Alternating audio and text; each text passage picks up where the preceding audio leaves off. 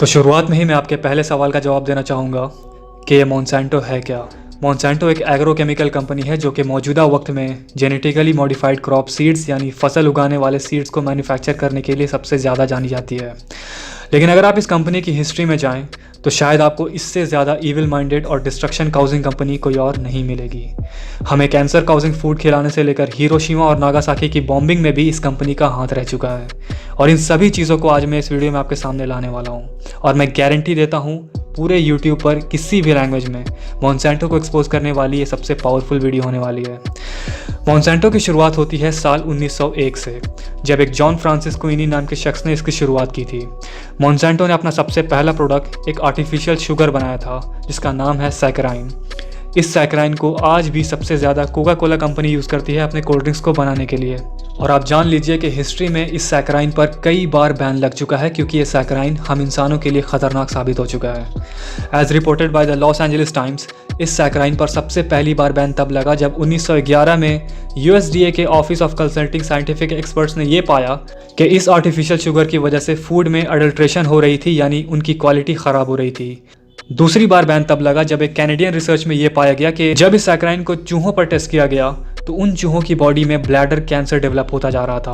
और तीसरी बार बैन तब लगा जब नेशनल टॉक्सिकोलॉजी प्रोग्राम ने भी सैकराइन को एक कार्सिनोजेन घोषित कर दिया, यानी एक कैंसर काउजिंग एलिमेंट घोषित कर दिया।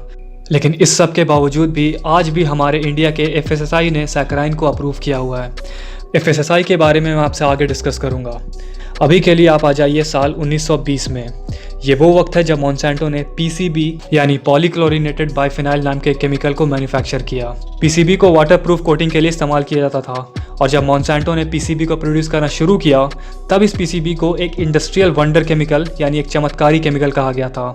बाद में पता चला कि ये चमत्कारी केमिकल एक पोटेंशियल कार्सिनोजेन है और इसकी वजह से लोगों के अंदर इम्यून सिस्टम डिसऑर्डर यानी उनकी बीमारियों से लड़ने की ताकत खत्म हो रही थी।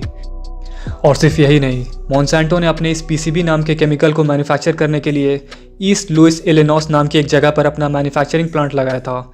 अब हुआ ये कि मोंसैंटो के इस केमिकल प्लांट की वजह से उस इलाके के बच्चे पैदा होने से पहले ही मर जा रहे थे और ये बात कोर्ट में साबित भी हो गई। इसीलिए अब मोंसैंटो के इस चमत्कारी केमिकल पर हमेशा हमेशा के लिए बैन लग चुका है। लेकिन सबसे खतरनाक बात यह है कि कोर्ट में जिन डॉक्यूमेंट्स को सामने लाया गया था उन डॉक्यूमेंट्स से यह भी साबित हुआ कि मोंसैंटो को पहले से इस बात की खबर थी कि ये PCB केमिकल आम जनता के लिए जानलेवा है, लेकिन तब भी उन्होंने क्रिमिनली इस बात को छुपाकर अपने बिजनेस को कंटिन्यू रखा। इस सब के बाद आया साल 1940। ये वो साल था जब मोंसैंटो ने यूरेनियम के ऊपर रिसर्च करना शुरू कर दिया था। मोंसैंटो की इस रिसर्च को मैनहट्टन प्रोजेक्ट के सबसे पहले एटॉमिक बॉम्ब के लिए इस्तेमाल किया गया था और ये वही एटॉमिक बॉम्ब था जिसे बाद में हिरोशिमा और नागासाकी पर गिराया गया था, जिसमें लाखों लोगों की जानें गई थी। लेकिन यही नहीं, अभी मोंसैंटो के और भी कई सारे कारनामे बाकी हैं। इसके बाद साल 1960 में मोंसैंटो ने मैन्युफैक्चर किया केमिकल एजेंट ऑरेंज। ये वही केमिकल है जिसे अमेरिका और वियतनाम के बीच हुई जंग में इस्तेमाल किया गया था। उस जंग में इस केमिकल की वजह से करीब 30 लाख लोगों को नुकसान पहुंचाया गया था, जिसमें से ऑलमोस्ट 5 लाख वियतनामी सिविलियन मारे गए थे। मोंसैंटो के इस केमिकल की वजह से आज भी वियतनाम में बच्चे बर्थ डिफेक्ट्स लेकर पैदा होते हैं। इन बच्चों की फोटोज़ मैं इस वीडियो में नहीं दिखा सकता हूं क्योंकि ये काफ़ी ज़्यादा डिस्टर्बिंग है, इसलिए इन पिक्चर्स को मैं एक सेपरेट वीडियो में अपलोड कर दूंगा। लिंक आपको डिस्क्रिप्शन में मिल जाएगी। एक और बात, अगर आपको ये वीडियो यहाँ तक पसंद आई हो तो आगे बढ़ने से पहले इस चैनल को सब्सक्राइब करना कंसीडर करें। अब साल 1970, ये वो साल है जब मोंसैंटो के एक पार्टनर कंपनी GD सर्ल ने एक एस्पर्टेम नाम के आर्टिफिशियल शुगर को प्रोड्यूस किया। और सिर्फ प्रोड्यूस ही नहीं, इस सर्ल नाम की कंपनी ने कई सारी फेक इंटरनल स्टडीज करवा के ज़बरदस्ती ये साबित किया कि उनका ये एस्पर्टेम हम इंसानों के खाने के लिए सेफ है। अब हुआ ये कि अमेरिका के फूड एंड ड्रग एडमिनिस्ट्रेशन यानी खुद FDA ने इस एस्पर्टेम पर एक साइंटिफिक रिसर्च करवाई जिसमें साफ साबित हो गया कि एस्पर्टेम की वजह से चूहों के दिमाग में कैंसरस ट्यूमर्स डेवलप हो रहे हैं। इस खुलासे के बाद FDA ने सर्ल के ऊपर एक बहुत बड़ी इन्वेस्टिगेशन शुरू कर दी, झूठे सबूत और फॉल्स स्टेटमेंट देने के आरोप में। लेकिन सर्ल ने यहाँ पर बहुत बड़ी चालाकी दिखाई। सर्ल ने डोनाल्ड रम्सफेल्ड, जो कि एक फॉर्मर सेक्रेटरी ऑफ डिफेंस हैं, उनको अपना CEO बना दिया ताकि डोनाल्ड रम्सफेल्ड अपनी पॉलिटिकल ताकत को इस्तेमाल करके FDA को सर्ल की पोल खोलने से रोक सके। और हुआ भी बिल्कुल ऐसा ही। डोनाल्ड रम्सफेल्ड ने एफडीए के हेड को फायर करवा दिया, यानी उसे जॉब से बाहर करवा दिया, और उनकी जगह पर अपने एक आदमी अर्थर हेयस को बिठा दिया, और इस शख्स ने फौरन ही एस्पर्टेम को ह्यूमन कंजम्पशन के लिए अप्रूव करवा दिया। लेकिन कहानी यहीं खत्म नहीं हुई। साल 1985 में कई सारे इंडिपेंडेंट साइंटिस्ट और रिसर्चर्स ने लगातार एस्पर्टेम के टॉक्सिक इफेक्ट्स के बारे में वार्निंग देने की कोशिश की। इस चीज़ से घबराकर मोंसेंटो ने नेशनल कैंसर इंस्टीट्यूट यानी एनसीआई को घूस देकर अपने फ्रॉडुलेंट डॉक्यूमेंट्स दिए, ताकि एनसीआई ये झूठा क्लेम कर सके कि फॉर्मल्डिहाइड यानी एस्पर्टेम से कैंसर नहीं होता और एस्पर्टेम मार्केट में बिकता रह सके। और अब 1995 फाइनली वो वक्त आ गया जब मोंसेंटो ने अपने जीएम फूड यानी जेनेटिकली मॉडिफाइड फूड को प्रोड्यूस करना शुरू किया। जीएम फूड क्या है?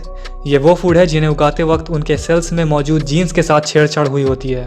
बेसिकली ये लोग करते ये हैं कि ये लोग किसी एक प्लांट के अंदर किसी दूसरे जानवर या कीड़े या प्लांट या कई बार बैक्टीरिया के जीन्स को इम्प्लांट कर देते हैं, और इसी प्रोसेस से बनाए गए फूड को जीएम फूड कहते हैं। जीएम फूड हम इंसानों के लिए कितना खतरनाक है, खास इसी चीज़ को एक्सप्लेन करने के लिए मैंने इस पर एक पूरी की पूरी वीडियो बनाई हुई है। अगर आपने वो वीडियो नहीं देखी है तो उसे एक बार ज़रूर देखें, लिंक मैंने डिस्क्रिप्शन में दे दी है। अब प्रॉब्लम यह है कि मोंसेंटो का ये जीएम फूड हम इंसानों के लिए तो हार्मफुल है ही, साथ ही साथ ये बीज यानी मधुमक्खियों के लिए भी जानलेवा है। ये बात मैं आपको इसलिए बता रहा हूँ क्योंकि आपको मालूम होना चाहिए कि मधुमक्खियाँ ही वो की एलिमेंट हैं जिनके पॉलिनेशन करने की वजह से हमारा नेचुरल नॉन जीएमओ फूड खेतों में उग पाता है। अब अगर मधुमक्खियाँ ही नहीं होंगी तो हमारा नेचुरल क्रॉप्स प्रोड्यूस कैसे होगा? मैं ऐसा इसलिए कह रहा हूँ क्योंकि जब मधुमक्खियाँ जीएम फूड्स उगाए जा रहे खेतों में जाकर वहाँ के पौधों से रस चूसती हैं तो वो मधुमक्खियाँ इन जीएम क्रॉप्स से पॉइजन होकर मर जाती हैं। इस चीज़ को लेकर कई सारे रिसर्चर्स ने मोंसेंटो के खिलाफ आवाज़ उठाई है, और इन्हीं एक्यूजेशन से बचने के लिए मोंसेंटो ने दुनिया के सबसे बड़े बी रिसर्च फर्म बियोलॉजिक्स को खरीद लिया। बियोलॉजिक्स एक ऐसी फर्म है जिसके ऊपर ये जिम्मेदारी है कि उन्हें इस प्लैनेट पर मौजूद मधुमक्खियों की प्रोटेक्शन करनी है, और मोंसेंटो ने उस पूरे के पूरे फर्म को खरीद कर अपना बना लिया है। मतलब अब चोर भी वही और पुलिस भी वही, तो कौन रोकेगा उन्हें? लेकिन अभी भी बहुत कुछ बाकी है। मोंसेंटो के इस जीएम फूड पर यह इल्ज़ाम भी है कि ये लोगों में स्टेरिलाइजेशन की प्रॉब्लम क्रिएट करता है, यानी लोगों में बच्चे ना पैदा कर पाने की प्रॉब्लम क्रिएट करता है। अब आरटी न्यूज़ के मुताबिक जब एक इन्वेस्टिगेटिव जर्नलिस्ट ने मोंसेंटो के एक सीनियर एग्जीक्यूटिव से ईमेल पर यह सवाल पूछा कि क्या वाकई में आपकी कंपनी लोगों को ऐसी हेल्थ प्रॉब्लम्स दे रही है, तो ये है वो जवाब जो उस सीनियर एग्जीक्यूटिव ने दिया। अगर ये चीज़ लोगों को इनफर्टाइल कर रही है तो कोई बात नहीं, ये बहुत अच्छी बात है। ऐसे भी इस दुनिया में बहुत ज़्यादा लोग जी रहे हैं। ये है वो तरीका जिससे जीएमओ इस प्लैनेट को उल्टा बचा रहा है। असल में हम लोग इंसानियत पर एक एहसान कर रहे हैं। अब एक और बात मैं आपको बताना चाहूँगा। साल 2015 में रशिया के लोगों ने जीएम फूड के अगेंस्ट एक बहुत बड़ा प्रोटेस्ट किया था, जो कि अभी भी जारी है, और इसी को लेकर वहाँ के प्रेसिडेंट यानी व्लादिमीर पुतिन ने खुद ही अनाउंस किया था कि जीएम फूड को रशिया में बैन किया जाएगा, और आज भी वहाँ पर जीएम फूड की कल्टीवेशन पूरी तरीके से बैन है। आरटी न्यूज़ ने रशिया में चल रहे इस प्रोटेस्ट को लेकर एक पूरी की पूरी डॉक्यूमेंट्री बनाई हुई है, और मैं चाहूँगा कि आप उसे एक बार ज़रूर देखें। उसकी लिंक भी डिस्क्रिप्शन में मैंने दे दी है। अब मोंसेंटो के इस जीएम फूड के खतरनाक होने का एक और सबूत ये भी है कि मोंसेंटो अपने खुद के हेडक्वार्टर्स के कैफेटेरिया में अपने खुद के एम्प्लॉयज़ को जीएम फूड सर्व नहीं करता, यानी जो खाना वो लोग आम पब्लिक के लिए प्रोड्यूस कर रहे हैं उस खाने को ये लोग खुद के एम्प्लॉयज़ को हाथ तक नहीं लगाने देते। अब आप ही बताओ कि उसकी क्या वजह हो सकती है। अब अगर इंडिया की बात की जाए तो यहाँ पर भी मोंसेंटो के जीएम फूड्स पर बैन लगी हुई है, लेकिन साल 2010 में मोंसेंटो ने अपने जेनेटिकली मॉडिफाइड ब्रिंजल यानी बैंगन इंट्रोड्यूस करने की कोशिश की थी, लेकिन शुक्र है सुप्रीम कोर्ट ने इस पर बैन लगाकर इसे देश में फैलने से रोक लिया, ये कहते हुए कि ये चीज़ हमारे इकोसिस्टम को नुकसान पहुंचा सकती है। इसके जवाब में मोंसेंटो ने कहा कि हम लोग सुप्रीम कोर्ट के फैसले के अगेंस्ट जाकर देश भर में एक सत्याग्रह मूवमेंट शुरू करेंगे, जहां पर मोंसेंटो ने फार्मर्स को पैसे देकर उनसे जेनेटिकली मॉडिफाइड बैंगन की खेती करवाई। लेकिन अफसोस की बात यह है कि जीएम फूड के बैन होने के बाद भी आज भी इंडिया में दूसरी कंट्रीज से पैक किया हुआ जीएम फूड इंपोर्ट किया जा रहा है, वो भी लीगल तरीके से। और अगर आप सोच रहे हो कि कोई इसे रोकता क्यों नहीं, तो आपको ये जानना ज़रूरी है कि जीएम फूड तो छोड़ो, इंडिया के मार्केट्स में जो नॉर्मल खाने का सामान बिक रहा है वो तक सेफ़ है या नहीं इसकी भी कोई गारंटी नहीं है, और ये चीज़ मेन स्ट्रीम मीडिया पर भी आ चुकी है। इस बात को एक्सप्लेन करने के लिए मैं आपको एक जर्नलिस्ट की वीडियो दिखाने वाला हूँ, जो कि हैं mister 2000 rupees nano GPS chip Sudhir Chaudhary. लेकिन बड़ा सवाल ये है कि क्या ये अथॉरिटी सही तरीके से काम कर रही है, और इसकी जांच करने के लिए सीएजी ने इसका एक ऑडिट किया। और अब ये देखिए कि सीएजी के इस ऑडिट में क्या पता चला। इस रिपोर्ट में आशंका जताई गई है कि देश में अभी भी खाने का असुरक्षित सामान बेचा जा रहा है और ये संस्था इस पर लगाम नहीं लगा पाई है। यानी जिन कंपनियों का लाइसेंस इस अथॉरिटी ने कैंसिल कर दिया, वो अब भी आज भी खाने का सामान बना रही हैं और खुलेआम बेच रही हैं। सिर्फ यही नहीं, इस रिपोर्ट में यह भी कहा गया है कि यह संस्था इतना भी सुनिश्चित नहीं कर पाई कि विदेशों से आने वाला खाने का असुरक्षित सामान देश में प्रवेश ना कर पाए और देश के बाजारों में ना बिके।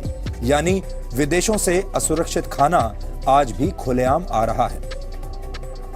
ऑडिट में यह भी पता चला कि बहुत से मामलों में इस संस्था के साइंटिफिक पैनल ने खाने के सामान को बेकार बताया था, असुरक्षित बताया था, लेकिन 3 से 4 साल बीत जाने के बावजूद इस अथॉरिटी ने उनकी एनओसी कैंसिल नहीं की है।